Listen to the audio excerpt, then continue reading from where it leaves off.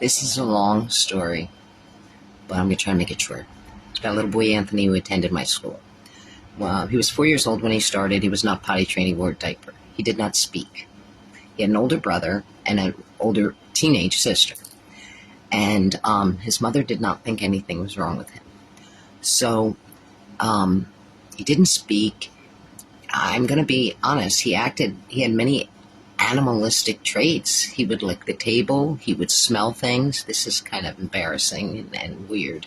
One day a father was putting stuff away, and he went up and put his head on the dad's butt and smelled the dad's butt. The dad was devastated. And anytime he did things like that, I'd have to say, yeah, I didn't really say much. I'd say, we're working on, teaching him things. But I tried to get the mother to get him help, but she didn't think he had a problem.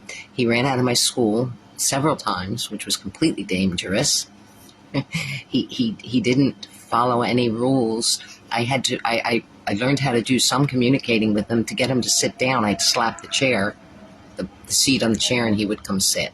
But he really didn't belong at my school. He was very difficult, and it was affecting the other children and parents. One time, the one dad, he ran over and knocked this father's son's toys down, and the dad got angry. And I said, I explained. I took the child away. I couldn't tell them he has a problem. If they couldn't see that, my God. I wanted her to get to child study team. Finally, after a month, and I was at my wit's end. I didn't know if I could even keep him there anymore. It was very difficult. And she took him to the child study team at the local elementary school, and I was invited. And after a few minutes with him, one of the gentlemen on the, sitting there looked at me and he said, "How did you handle this child at your daycare? How did you do it?" And I said, "I don't freaking know." Anyway, that child did get help. I pray to God that he got the help he needed.